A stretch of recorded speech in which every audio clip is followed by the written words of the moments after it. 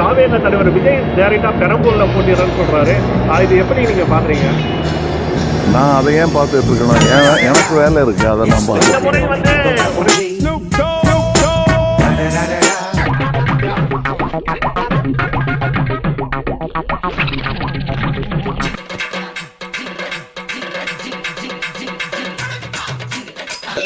இன்னுமேட்டு இந்த எஸ்ஓபி இதெல்லாம் கிடையாது இல்ல அப்படின்னு கேட்டாரு. எங்க வேணா போலன்னா தேர்தல் கமிஷனோட ரூல்ஸ்ல எல்லா தலைவரும் எந்த ரோட்டுக்கு வேணா போல. நான் இன்னுமேட்டு ஒவ்வொரு நொடியும் நான் மக்கள் கிட்ட இருக்கணும், வேலையை ஆரம்பிங்கன்னு சொல்லிட்டார். தேர்தல் கமிஷனோட ரூல்ஸ்ல எல்லா தலைவரும் எந்த ரோட்டுக்கு வேணா போல. நான் நீ இதெல்லாம் கேட்டு உன்ன குழப்பிக்காத. இன்னுமேட்டு ஒவ்வொரு நொடியும் நான் மக்கள் கிட்ட இருக்கணும், வேலையை ஆரம்பிங்கன்னு சொல்லிட்டார். அவசரப்பட்டு சரித்திரத்தை உருவாக்க முடியாது. அதே மாதிரி சரித்திரத்தை பிளான் பண்ணி ப்ளூ பிரிண்ட் போட்டு எழுதவும் முடியாது. அதுக்கு ஒரு தீப்பொறி வேணும். ஆனா இப்போ காட்டு தீயே பத்திக்கிச்சு.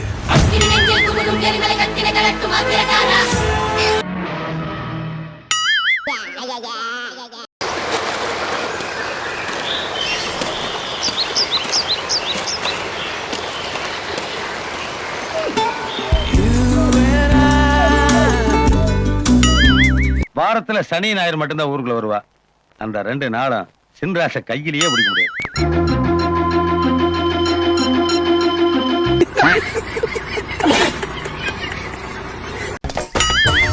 ஐயோ, கைப்புள்ள அருவலோட கிளம்பிட்டானே. இன்னைக்கு எத்தனை தலை ஊர்ல போதோ தெரியலையே.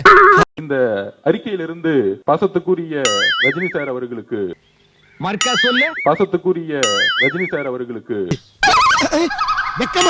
நான் பதிவு பண்ணக்கூடியது. அப்படி உங்களுக்கு நான் சொல்ல வேண்டிய நோக்கம் வேறு, உங்களுக்கு வருத்தம் ஏற்பட்டிருந்தால் என்னுடைய வருத்தத்தையும் என்னுடைய மன்னிப்பையும் பகிரமாக நான் கேட்டுக்கொள்கிறேன்.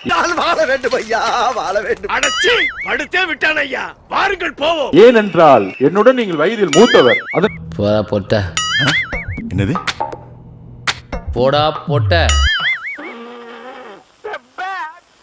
ஹாய் மக்கள், எதுக்கு இந்த வீடியோ பார்த்தீங்கன்னா, இப்போ வந்து எக்ஸ்ட்ரா நிகழ்ச்சி வந்து ரஜினி வந்து தப்பா பேசணும்னு சொல்லிட்டு நிறைய பேர் மீன் பண்ணி போட்டுக்கிறீங்க. எதுக்கு இந்த மாதிரி போட்டுக்கிறீங்கன்னு தெரியல. செஞ்ச பாவம் விடாத. தப்பு பண்ணிட்டு சிங்காரம், தப்பு பண்ணிட்டு. நான் வந்து அவர் வந்து தப்பா பேசல, அவ்வளவு பேரு பேசினாங்களே, அதுக்கெல்லாம் வந்து எதுவும் பேசாதவர் எதுக்கு இது கொண்டு கேட்கறோம் தவிர மற்றபடி வேற தப்பாவோ போடல. தப்பாதான் நினைச்சு போறேன். அவங்க பிரான்ஸ் மத்தியில எங்களை வந்து சண்டை மூட்டி விட நிறைய பேர் பாக்குறாங்க. ரஜினி வந்து எங்களுக்கும் ஒரு தலைவர் தான், அவர் வந்து நாங்க தப்பா போடல. மகாபிரபு, என்னை நம்புங்கள், நான் உங்கள் நண்பன். என் மீது கோபம் வேண்டாம், நான் என்றும் உங்கள் ஆதரவாளன். சொல்லும் ஐயா. இந்த வீடியோ மூலியமா நான் சொல்லிக்கிறேன், இந்த வீடியோவை நிறைய பேர் ஷேர் பண்ணுங்க. ரஜினி வந்து இப்ப கூட சொல்றேன், அவர் எங்களுக்கும் தலைவர், எங்க தலைவருக்கும் அவர் தலைவர் தான். கந்து வெட்டி கோய்ந்தா, நான் என்னமோ உன்னை பெரிய ரவுடில தான் நினைச்சேன். ஒரே அடியில பொசுக்குன்னு போயிட்டா. சரிங்களா? நிறைய பேர் எங்களை பிடிக்காதவங்க நிறைய பேர் மீன் பண்ணி போட்டுக்கிறீங்க. ஃபர்ஸ்ட் ஸ்டாப் பண்ணுங்க. முடியாது. என் வீடியோ வந்து நிறைய பேர் போட்டுக்கிறீங்க, அதை ஃபர்ஸ்ட் ஸ்டாப் பண்ணுங்க. நான் டென்ஷன் பண்ணல சார், நீங்க போய் பிச்சை எடுங்க. ஃபிளாஷ்பேக். ஓம் சக்தி பராசக்தி. ரஜினி ஒரு அந்த ஆள் என்ன சொன்ன? நான் வந்து அவர் வந்து தப்பா பேசல. ஏன் என்ன சொன்ன? இதுல உண்மை ரெண்டும் உண்மைதானே. என்னடா சொல்ற? அவர்கிட்ட வாங்கின காசுக்கு நான் வந்து அவர் வந்து தப்பா பேசல. உங்ககிட்ட வாங்கின காசுக்கு ஆக மொத்தம் 2 குத்துனேன். 3வது குத்து நான் குத்தவா? குத்துனேன். உன் கையை தரோமா குத்துனேன். எல்லா கட்சிக்காரும் காசு வாங்குறது, எல்லா கட்சியும் போறது.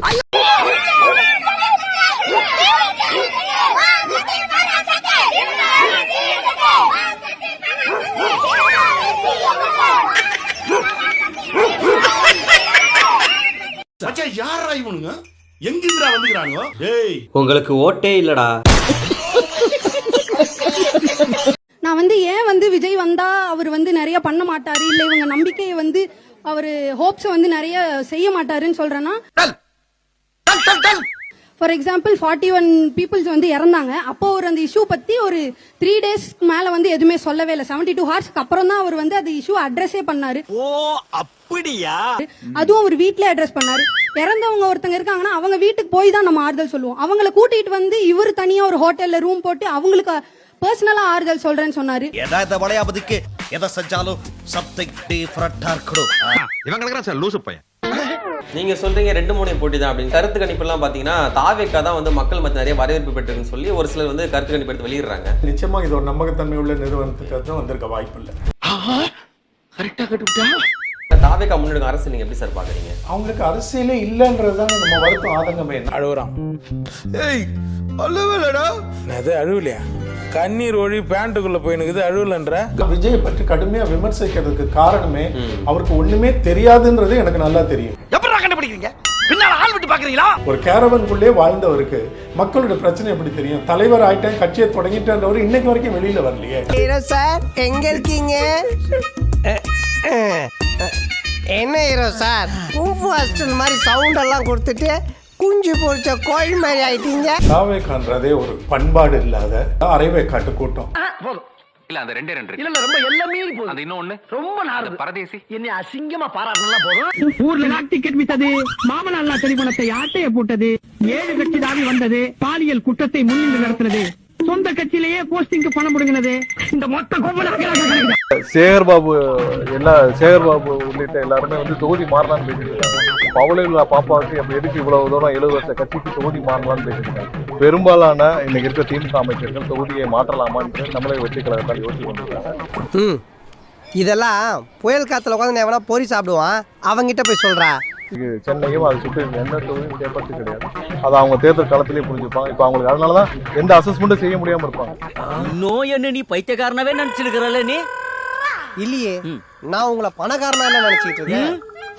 பைத்தியம் முட்டியில கொட்டாங்குச்சி தேயிற அளவுக்கு முட்டி போட வச்சுடா. அறிவிட்ட பேர சபா இப்பவே கண்ணை கட்டுது. அறிவு இருக்கால இல்ல கெட்ட படி திருவமட்டு இன்னொருத்த குற்றெழுதியல வப்பாட்டிய ஊர் ஊரா குற்றெழுதியல நீ உனக்கு சிஎம் பதவி தேவையில்ல. செருப்பு பிஞ்சிடும். இல்ல உனக்குல ஏன் முட்டா பேர இருக்கு முட்டா புண்டா. உங்க ஆத்தா புருஷன கெட்ட புருஷன் அல்லவே சந்திரசேகர். அம்மா அவளுக்கார மம்மி பாவம் மம்மி பாவம். அரசு தேவையில்ல உனக்கு ஒரு கேடால. Stop never never my family total damage. என்னைக்கு நியூட்ரல் ஆகும்னா தேர்தல் கமிஷனுடைய நோட்டிபிகேஷன் வரும் பொழுது அப்ப எல்லா கட்சிகளும் ரோட பிரச்சாரம் போலாம். அன்னைக்கு பிரச்சாரத்தை ஆரம்பிச்சாருன்னா தமிழகம் எம்ஜிஆருக்கு அப்புறம் உதாரணம்லாம் கிளிக்க வேணா நடக்கிற சொல்லு உருவாக்காத பிரச்சாரத்தை தமிழக விஜய் அவர்கள் உருவாக்குவார். இது நடக்குதா இல்லைன்னு மட்டும் பாருங்க. 12-5 ஆனவன கூப்பிடுவேன், குபுக்குன்னு வந்து சோழி அமைச்சவனு புரியுதா? சங்கீத ஸ்வரங்கள் ஏழே கணக்கா. $9,